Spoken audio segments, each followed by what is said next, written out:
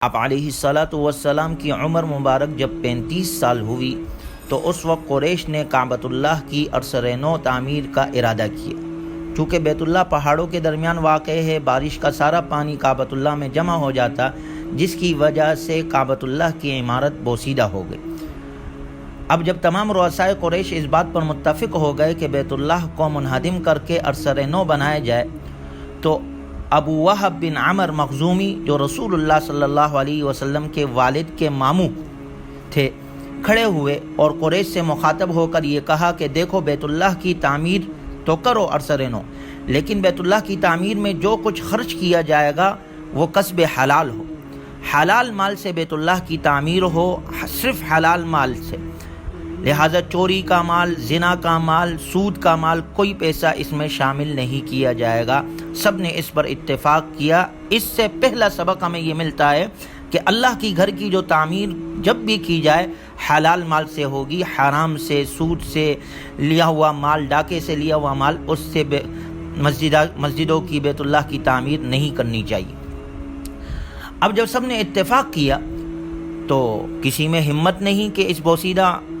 عمارت کو گرائے، کیونکہ اس سے پہلے ابرہہ کا حال سب دیکھ چکے تھے۔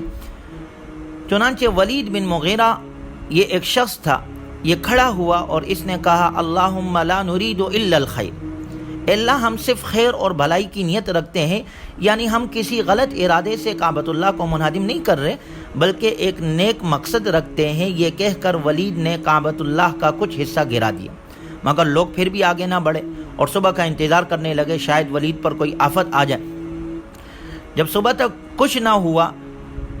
تو یہ دیکھ کر سب لوگوں میں ہمت بڑھی اور سب جمع ہو کر اور کعبۃ اللہ کی بوسیدہ عمارت کو منہدم کر دیا۔ اس دوران ہوا یہ کہ جدے کی بندرگاہ پر ایک جہاز گرا، ٹکرایا، ٹوٹ گیا، بحری جہاز، اور اس کے تختے جو تھے وہ کعبۃ اللہ کی چھت کے لیے لائے گئے، چونکہ اب تک جو کعبۃ اللہ کی عمارت تھی اس کی چھت نہیں تھی،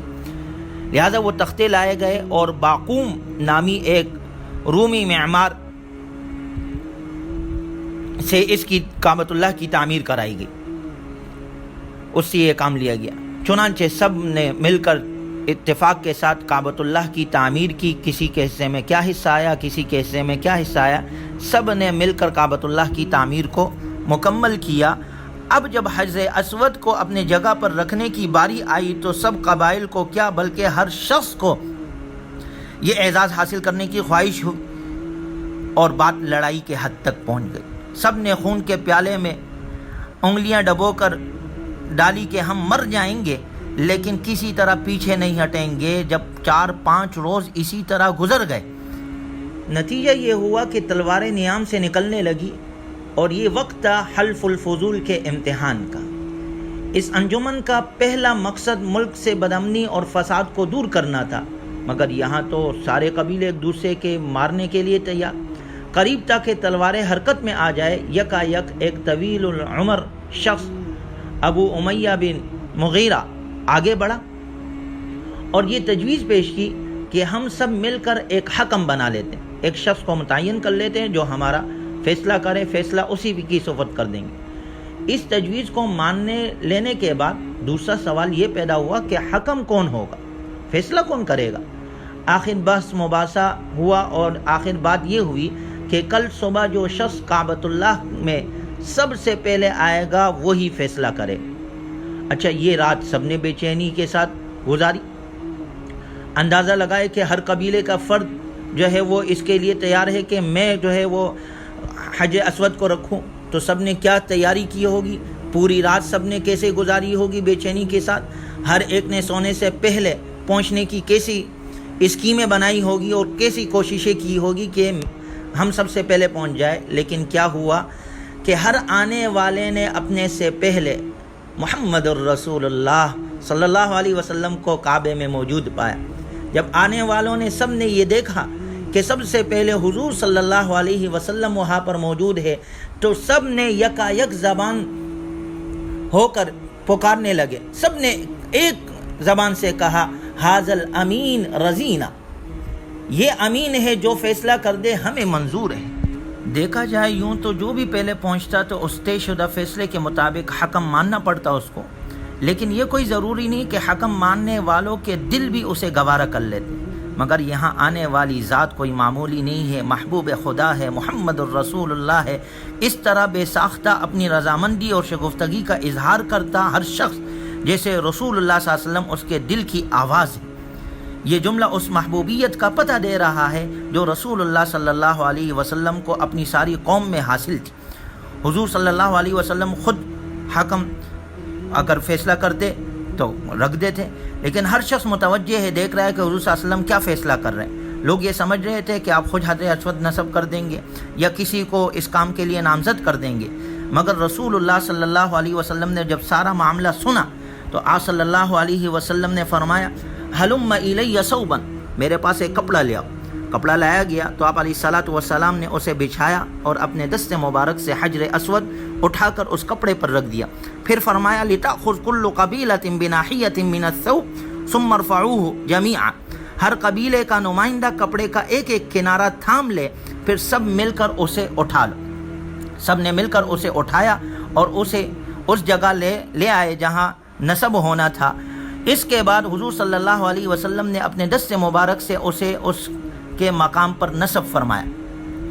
اس طرح یہ فیصلہ کرنا آپ علیہ الصلوۃ والسلام کی فراست اور عظمت اور رفعت کی روشن دلیل ہے۔ اللہ تعالیٰ نے حجر اسود کو اس کی جگہ نصب کرنے کے لیے آپ علیہ الصلوۃ والسلام کی ذات بابرکت کا انتخاب فرمایا، کیونکہ اس عظیم کام کے سب سے زیادہ اہل آپ علیہ الصلوۃ والسلام ہی تھے، اور پھر آپ صلی اللہ علیہ وسلم نے اس دانشمندانہ فیصلے سے نہ صرف فتنہ اور فساد کی آگ بجھائی اور جنگ کا خطرہ ٹالا، بلکہ سب نے اس خوبصورت مدبرانہ فیصلے کو سراہا۔ بات دیکھنے میں معمولی سی نظر آتی ہے، لیکن حقیقت سامنے لائے نبی کا رخ ابتدا ہی سے صحیح سمت میں ہوتا ہے۔ حضور صلی اللہ علیہ وسلم کا یہ فیصلہ کتنی بڑی قدریں اپنے دامن میں لیے ہوئے ہیں۔ اس موقع پر تلواریں حرکت میں آنے لگی تھی، اگر خدا نہ خواستہ کسی ایک کی گردن پر لگ جاتی تو جنگ کا سلسلہ شروع ہوتا جو نہ ختم ہونے والا عرب میں چلتا رہتا تھا۔ یہ حلف الفضول ہی کا صدقہ ہے جو ابو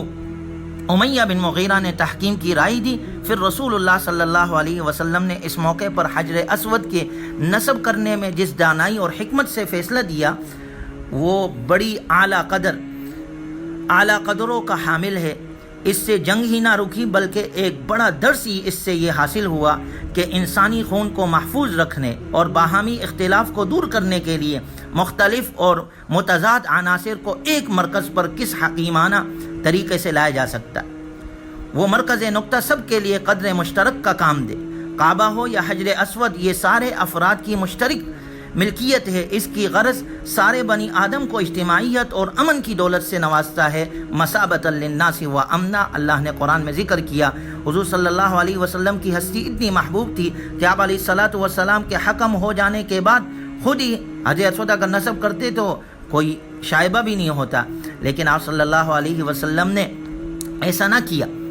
بلکہ سارے قبائل کو جمع کیا۔ اب تمام افراد کا ایک چادر پر شریک ہونا ممکن نہیں تھا، اس کے لیے حضور صلی اللہ علیہ وسلم نے نمائندگی کا اصول بنایا،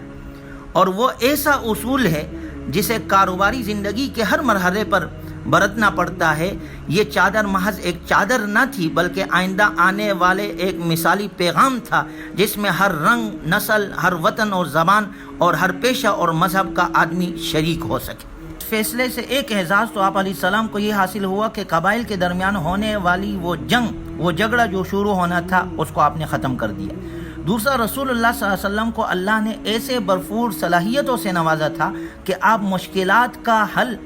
آسان حل تلاش کرتے تھے۔ یہ چیز آپ علیہ الصلوۃ والسلام کی پوری حیات طیبہ میں نظر آتی ہے، اور یہ آپ علیہ الصلوۃ والسلام کی رسالت اور نبوت کی ایک اہم دلیل ہے۔ اس سے واضح ہوتا ہے کہ نبی صلی اللہ علیہ وسلم کتنی حکمت سے معاملات کو سلجھا دیتے تھے اور اختلاف اور لڑائی کی جڑ کاٹ دیتے تھے، جو اس فیصلے سے ہمیں نظر آتا ہے۔